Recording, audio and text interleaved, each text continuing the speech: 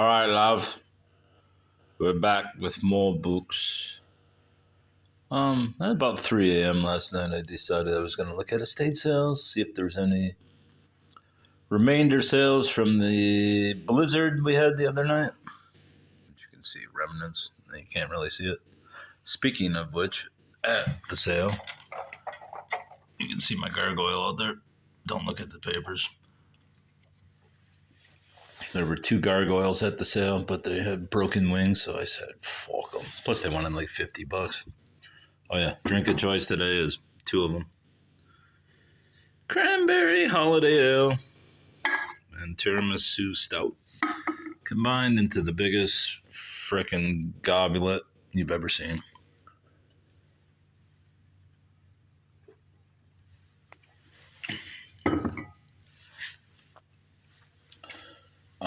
Got these at an estate sale. As I said, there was a blizzard. Over the weekend, I was supposed to go there and get a bunch of Totoro stuff for my child, but I wasn't dying in a blizzard. And these are the books I got today. I went for The Creature from Jekyll Island, which is a book about the Federal Reserve and how it's ruined our destinies, but no one cares, so I don't care either. Anyway, that was about the only book that was missing from the listing. Here's the books I did get. I also got this poster. Looks like it's from the 40s or 50s for the Dearborn Summer Theater, which I believe George Papard, the actor from the A-Team, starred. I don't know which Dearborn Theater Guild he was in, but he was in one of them, and I'm sure he was possibly in this one too. If so, that'd be great. If not, I don't care. Edgar Cayce's Story of Karma. Edgar Cayce, I believe, was a charlatan, but doesn't matter what I believe. If it did, we shall not go there.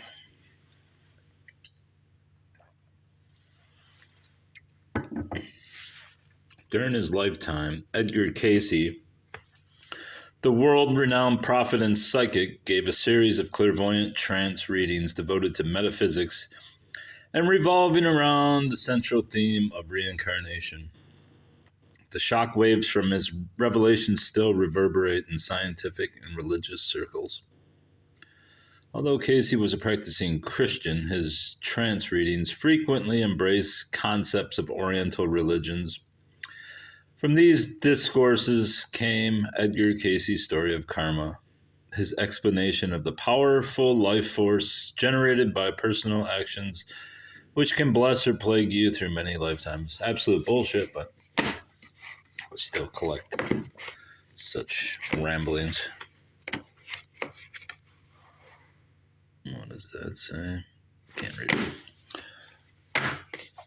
How to See and Read the Aura. Llewellyn How-To Series by Ted Andrews. I may actually already have this book, but I don't care. I will keep buying them. And luckily it was 75% off sale today, so I got this whole pile of books and this poster for $2. If I would have known that, I would have bought more. Each of us is enveloped in a telling energy field called the aura. If you've ever felt immediately uncomfortable or unexplainably at ease with someone you just met, you have experienced his or her aura. Right. Now you can learn to see auras around. Shut up. Just stop. Come on. Stop. The human aura. Kafumi Dijwal cool. These walls is very cool, buddy. This is going to be the same thing as this other book, but it's obviously thicker. This one's probably worth money. I might sell it. They call it the non-physical matrix, a crystal fountain of light, mirror of forces. The mysteries of the human aura unfold. what the great saints and sages of East and West have known for thousands of years, modern technology is only beginning to discover. Kuthumi and Dijwakul explain where the aura originates, its effect on health, what the different colors mean. The authors demonstrate the principles of the science of perfecting the aura and how you can control the circumstances of your life. Right? I do like that picture, though. It's pretty cool.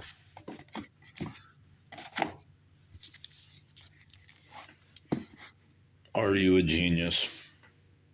By Robert Streeter and Robert G. Hohen. Are You a Genius? Dr. Seuss. What? There's Dr. Seuss illustrations in there. I wonder if that gives it any value. I just bought it because it was ridiculous. 1938 and 33. 11th edition. Book is falling apart, so I doubt it has much value, but I'd like to see one of these Seuss illustrations. Oh, it's a Seuss illustration, maybe?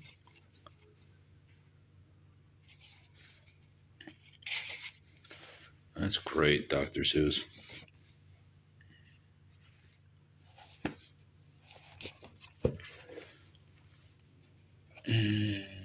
Just a bunch of tests, apparently. I was hoping for some ephemera in here, but I don't see anything. All right. James Randi, The Faith Healers. Randi, of course, was very Randy. He's got a dust jacket, if nothing else. He was one of the great.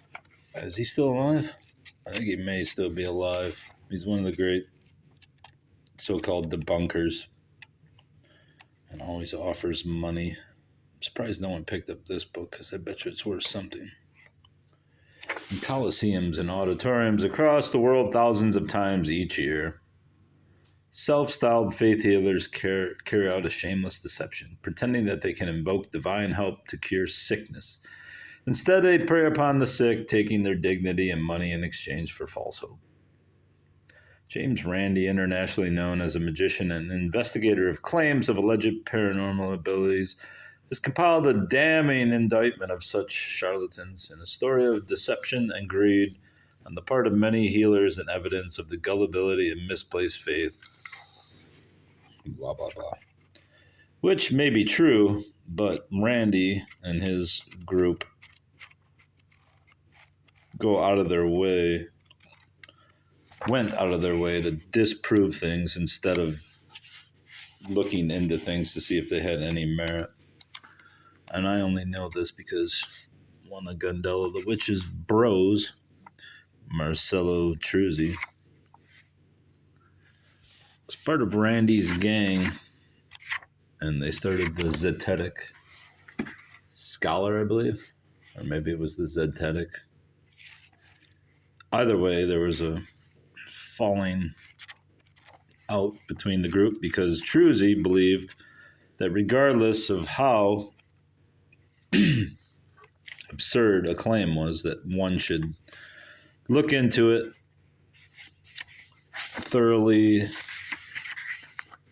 examine it through scientific methods, and if it was disproved, then it was disproved. And if there was anything that was semi-reasonable, then you went with it. Either way, you researched it and laid out a database of the supernatural. Randi obviously didn't feel the same. Too bad for him. Linda Goodman's Star Signs, The Secret Codes of the Universe, a practical guide for the new age. Whoa, this book's falling apart. But when I was picking it up, I noticed this was in there. I didn't look at it, but I noticed there was some ephemera, so this is pretty cool, honestly. This is worth all of it. 1989. I wonder if Gundella's in there. Healing, numerology, psychometry, 3 workshops. Art Rusinski, Elaine Lewis, Irene Rusinski. We will have a workshop program of 3 disciples in the parapsychology field. Berkeley, Michigan. Esoteric Sciences Specialized Research. $7 at the door, $6 for members. Do not miss this opportunity. 3 great modalities. Bring a friend. Let's see who Janelle is. Enjoy a visit to the healing temples of Egypt without leaving Michigan. Janelle has an exciting program planned for us. A lecture and slide presentation. Nope, I don't see anything about Gondela. That's sad.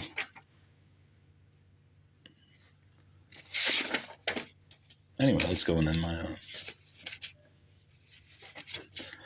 research catalogs. What's this other thing that was in here? Just a book plate. Yes, it's a book plate. Alice Gautreaux. Man, that was the people that lived at that house. Because there was a plaque on the front house that said the Gautreaux. I think it was established 1986. So hopefully there's some more ephemera in here because I don't really care about Linda Goodman or her star signs. Oh, what do we got? Chaldean, Hebrew, Kabbalah, numerical alphabet.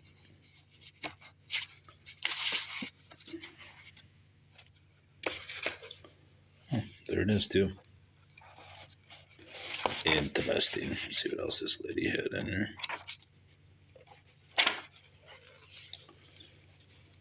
She must have really read this book because the spine is broken. And the binding split.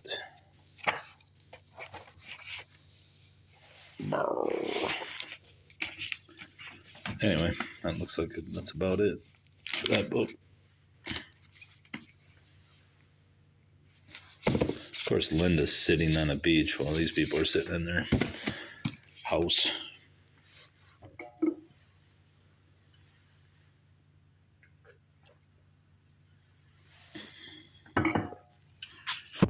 It's not so great.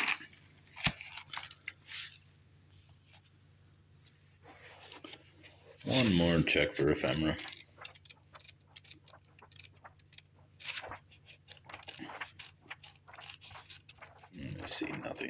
I see nothing. Second sight. A psychiatrist clairvoyant tells her extraordinary story and shows you how to discover your psychic gifts. Alice Gautreaux, 1997. Any ephemera, Alice? No. Sad. Doubt this book is worth anything, but it's of the paranormal and metaphysics, blah, blah, blah. Sensitivity merges the spiritual and material worlds and brings the reader in touch with the deeper mysteries of life. There are none. You're here to breathe like the mouthless mayfly. We know this. It's only people that are selling things and governments which tell you that the goal in life is to be happy. Even though death and mostly unhappiness enshrouds most of us because other people are pricks. Except me, I'm amazing. Develop Your Psychic Skills by Enid Hoffman. This book was water damaged, but my brain is water damaged, and I keep that, so I'll just put this smelly tome into my collection, my oeuvre. There's the water damage right there, buddy. See it? That's water damage. Smells a little musty. This I got just because it's Inkster, Michigan, Holmberg Lumber, Inkster Road, or Middlebelt Road, 3255, which may have been near Fellereth's Lumber in Inkster, but I don't know. Anyways, it's a pad for their sales or whatever, which will go to my collection of ephemera and other bullshit. finally, we have the complete astrologer, spelled Compleat. I'm not sure why they do that, but fuck you, Rain. The complete astrologer. But Derek and Julia Parker. Maybe I can get a tattoo of this. Then I can put a piercing in that tattoo, and then I can get a chain and connect it to my nose through another piercing. And then maybe I'll pierce the cosmos and find all the answers. Oh, look at this guy. Is that Prince Charles? That prick. Venus, Jupiter. Looks like Cher to me. Oh, it's Elizabeth Taylor. What is this shit? All these people. All right, I just want some ephemera out of this. Let's find my birthday. I'm not an Aries. I'm the Taurus. Let's see what we can find out about my soul. Taurus, feminine, earth, fixed. Yeah, that's why I'm a little bitch.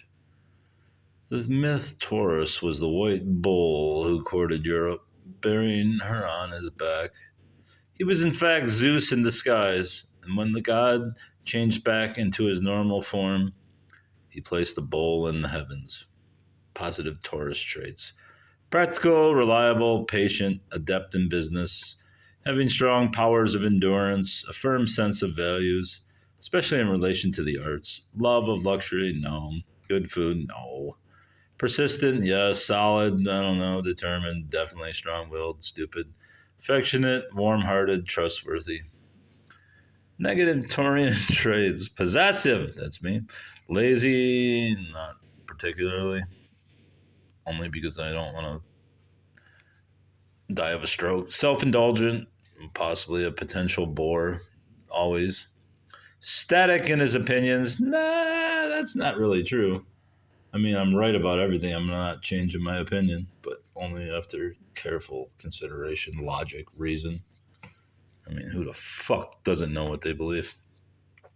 Lacking flexibility, not true, and originality. I don't know about that. Greedy, no. Stubborn, yes. Resentful, possibly. Obsessed with routine.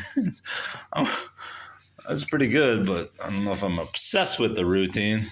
I just know if I don't follow the routine, I'll look like this fucking dude. Character. Just as an oak tree becomes a permanent part of the landscape, it is set in so a Taurus will want to belong to a permanent scene.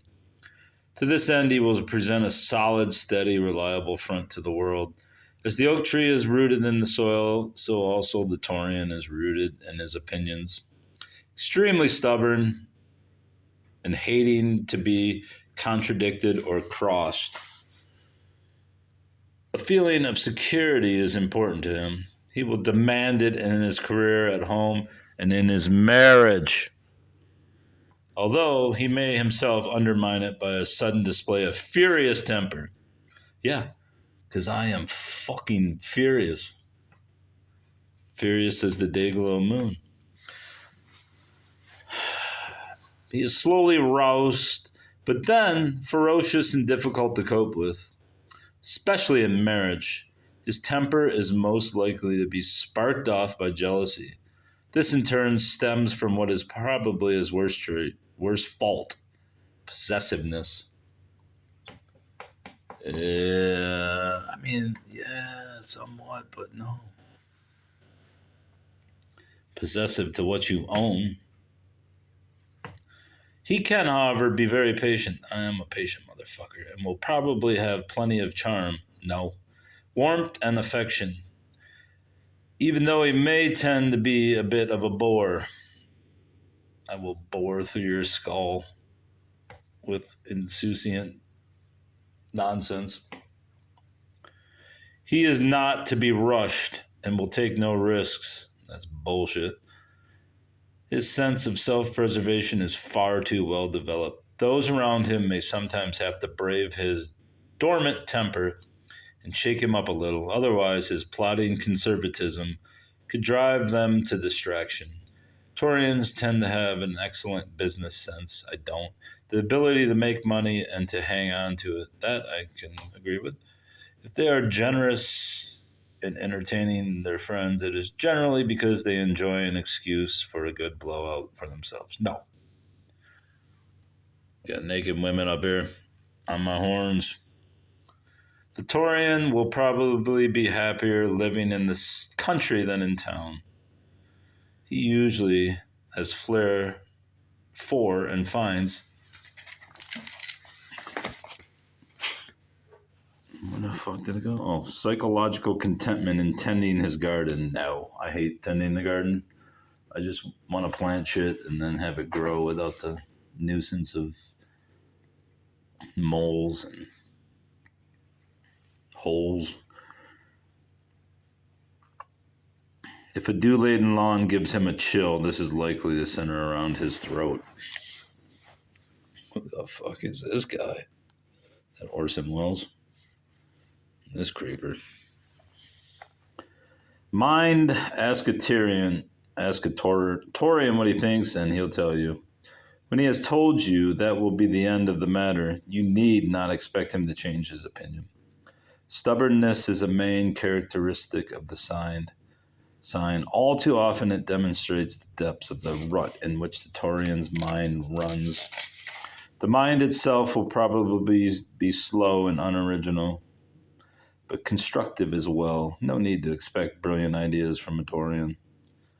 Or original. Come on, I've often spoke of catapulting people into space, and especially into the sun, even though I believe the sky is probably a manifestation of some kind of matrix and doesn't really exist. Though I don't really contemplate it too much. I just watch the Truman Show and believe that it's probably the truth. As usual, no. No need to expect brilliant ideas from a Taurian, or original ones, or new angles on existing ideas. As usual, planetary positions can aggravate or mitigate the picture.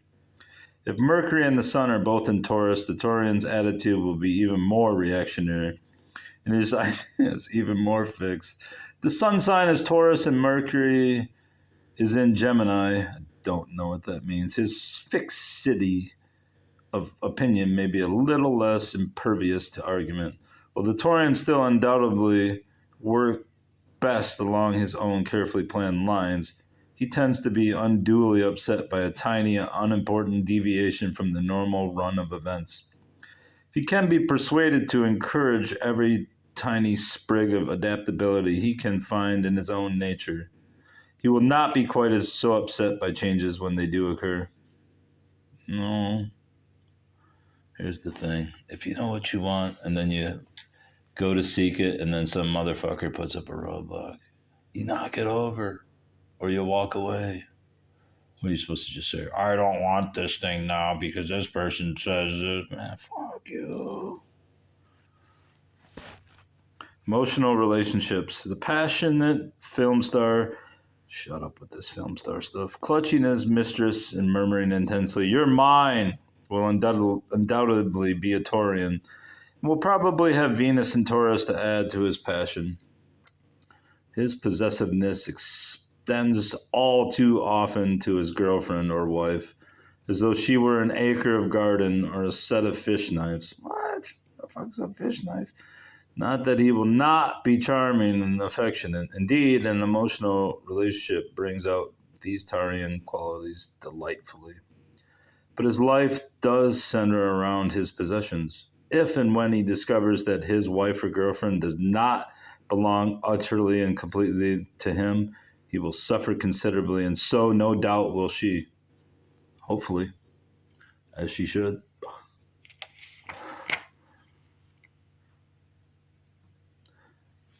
All right, I'm done. I looked at that guy two times too many. Gemini and her boobs. And their cuck boyfriend. I'm done. I'm done with this.